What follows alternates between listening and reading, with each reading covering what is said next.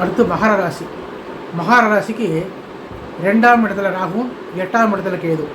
2ஆம் இடத்துல ராகு இது சுமாரான இடம்தான். 8ஆம் இடம் கேதுவும் சுமாரான இடம்தான்.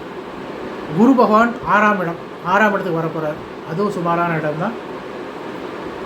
சனி பகவான் 2ஆம் இடத்துல 7.5 சனி முடிய போகிற நேரம். அதனால் 7.5 சனி முடிகிறது, அதோட கஷ்டங்கள்லாம் கொஞ்சம் கொஞ்சமாக குறையிறது. இருந்தாலும் ராகு 2ஆம் இடமும் கேது 8ஆம் இடமும் கொஞ்சம் சுமாரான இடம் தான் சொல்லணும். இந்த 2ஆம் இடம் 8ஆம் இடம்லாம் வாக்குஸ்தானம் குடும்பஸ்தானத்துலலாம் கொஞ்சம் எச்சரிக்கையாக பேசணும், எல்லாத்தையும் ஜாக்கிரதையாக இருக்கணும். 8ஆம் இடத்துல குடும்பத்தில் சின்ன சின்ன சலசலப்புகள்லாம் உண்டாகலாம். அதெல்லாம் கொஞ்சம் ஓரளவுக்கு இருந்தாக்க பிரச்சனை வராமல் பார்த்துக்க வேண்டியது. அதாவது நம்ம குடும்பத்துக்குள்ளே கணவன் மனைவிக்குள்ளே ஒரு சின்ன இதுனாக்க இதுக்கு 3வது மனுஷன் மத்தியஸ்தம் பண்ண வரக்கூடாது. அது போய் 3வது மனுஷன் அதை பற்றி பேசவும் கூடாது. அப்படி இருந்தாலே போகிறோம், ஓரளவுக்கு அந்த கஷ்டங்கள்லாம் நிவர்த்தி ஆகினு சொல்லலாம். இது 2ஆம் இடத்துல இருக்கிற ராகு 8ஆம் இடத்துல இருக்கிறோம். இந்த மே மாதம் குரு மாறும்போது அந்த பிரச்சனைலாம் அதிகமாக இருக்காது.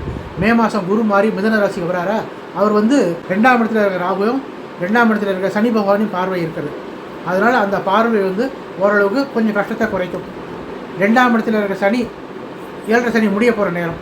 அது வர 2026 மார்ச்சில் சனி பயிற்சி. அதனால் வர செப்டம்பருக்கு அப்புறமே சனி பகவான் 3ஆம் இடத்துக்கு போன பலன் உண்டு.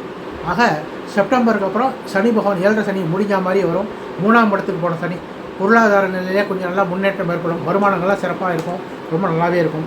இது 2ஆம் இடத்துல இருக்கிற ராகுவை குரு பகவான் பார்க்கறதுனால அந்த பிரச்சனையும் அதிகமாக இருக்காது.